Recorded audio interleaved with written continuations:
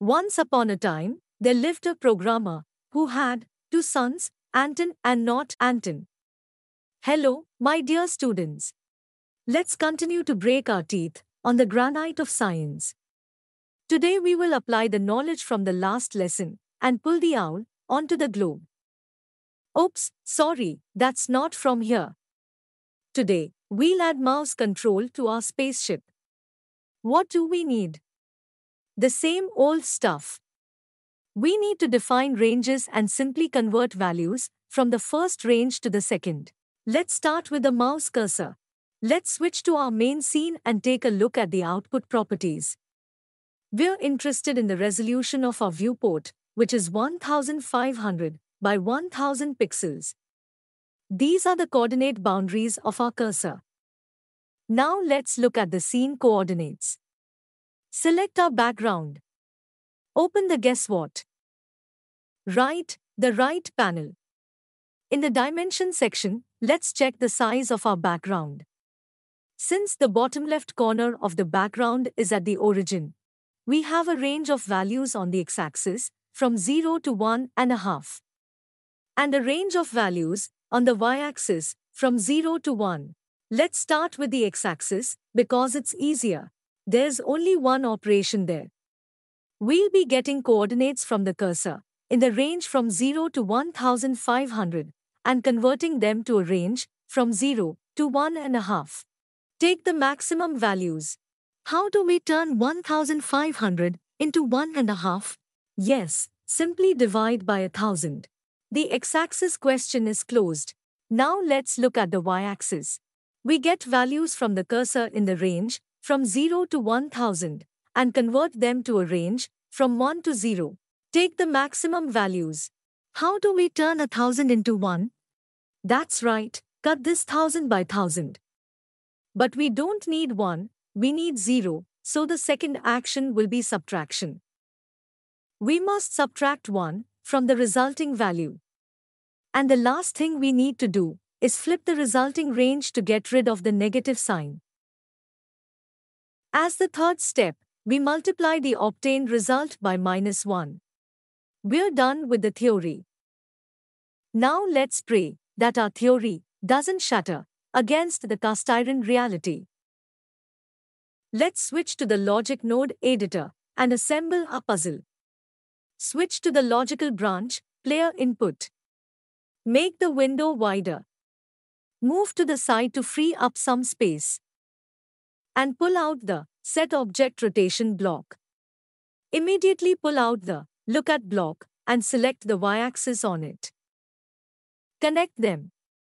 Now, let's determine the coordinates of the spaceship. Pull out the Get Object Location block.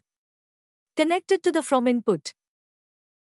Leave the object field empty, of course. And now for the most interesting part. We need the Get Cursor Location block. And right after that, the Vector block. Connect the Vector block to the To input. Connect the X output to the X input. Now, pull out a Math block. And simply drop it onto the already stretched cable. The block will automatically connect to the scheme. Choose Division and enter our divisor, which is 1000, in the second field. Now it's time for Y. We need 3 more math blocks. You can just select the existing one and copy it 3 times.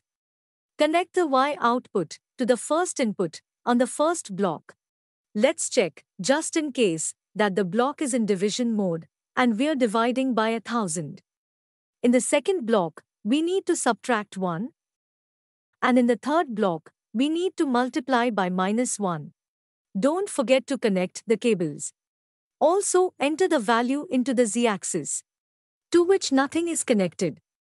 And this value should be the same as that of the spaceship. I suggest fixing this value as a constant for all objects in our scene. It will be the height that ensures objects won't intersect with the background. Let's select the base of our spaceship, and in the right panel, in the z-axis field, enter the value 0.3. Enter the same number in the z-axis of the vector block. Well, what do you think will happen if we start the game now? Excitement or disappointment? If you want, start the game and be disappointed because, of course, nothing will work. But don't rush to panic. There's no error. We just haven't finished the logic chain yet. Look here. Our chain is currently dead because we haven't told it when it should run. We still need to determine the condition. Under what condition should it trigger? Of course, we won't rotate the ship by clicking the mouse, pressing a keyboard key, or by some random command. The ship should continuously rotate toward the cursor in real time. So, we need an update block. That's it. Now you can confidently start the game and immerse yourself in it for half an hour. And then, brag to your classmates that you are already a full-fledged developer, and soon, you will show everyone Puska's mother and also where the crayfish spent the winter. At this joyful moment, I propose to take a break.